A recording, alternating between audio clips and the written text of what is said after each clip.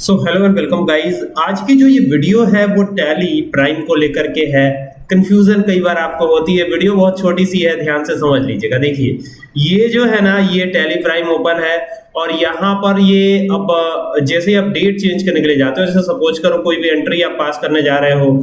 अब सपोज कीजिए कि परचेज में ही एंट्री आप करने जा रहे हैं, तो यहाँ पे सप्लायर इनवॉइस नंबर आप डालते हैं, यहाँ पे डेट। अब देखिए ये 31 मार्च 2024 आ रहा है। हम यहाँ पे क्या करते हैं, F2 प्रेस करते हैं, F2, और यहाँ पे क्या करते हैं, जैसे सपोज कीजिए मैं यहाँ पे 1/5/2025 करने की कोशिश करता हूँ। ये देखिए तो यहाँ पर ये date can not be above आ रहा है। इसके पहले जो वीडियो बनाई थी, जो काफी लंबी वीडियो थी, उसमें date can not be below आ रहा था, इसमें अबव आने लगा। What is the problem here, कि क्या यहाँ पे कोई प्रॉब्लम है, क्या दिक्कत है, इसमें बच्चे कंफ्यूज हो जाते हैं। तो यहाँ पर वो क्या करते हैं, बार बार F2 करके डेट चेंज करने की कोशिश करते हैं। ठीक है, तो इससे काम बनता नहीं है, तो फिर काम कैसे बनेगा, आखिरकार क्या करना पड़ेगा। तो आपको एक बार फाइनेंशियल ईयर जरूर चेक करना चाहिए। ऐसे कंडीशन में फाइनेंशियल ईयर जरूर चेक कीजिए आप। ठीक है, तो फाइनेंशियल ईयर चेक करने के लिए अल्ट के साथ F2 क्या प्रेस करना है, अल्ट और F2। जैसे ही आप अल्ट F2 प्रेस करेंगे तो फाइनेंशियल ईयर वाली विंडो ओपन हो जाती है। देखिए यहां पर मैं प्रेस करके दिखाता हूं, अल्ट के साथ F2 प्रेस करना है आपको।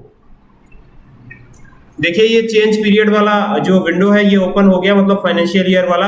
अब एक पीरियड ऑफ टाइम आपको सेलेक्ट करना है। जैसे यहाँ पे 2023 दिख रहा है, हमें 2025 में जाना है, तो 1/4/2025 यहाँ पे कीजिए, एंटर कर दीजिए, और 31/3/2026 यहाँ कर दीजिए और एंटर कर दीजिए। ये लीजिए आपका फाइनेंशियल ईयर हो गया चेंज। लेकिन डेट तो अभी भी यहाँ 31 मार्च 2024 ही दिखा रहा है। आप कहेंगे तो अब आप यहाँ से केवल F2 प्रेस करके डेट चेंज कर लीजिए, 1/4/2025 कर लीजिए, और यहाँ पर आपका डेट जो है चेंज हो जाएगा और अब आपको कोई दिक्कत नहीं होगी। अब देखिए यहाँ पर भी एक क्वेश्चन बनता है कि यहाँ पर सर अभी भी 31 मार्च 2024 दिख रहा है, तो अब आप चेंज कर सकते हैं। यहाँ पर भी अगर आप लिख देंगे ऐसे तो कोई दिक्कत नहीं होने वाली है। ठीक है, देखिए ये अब एक्सेप्ट कर गया।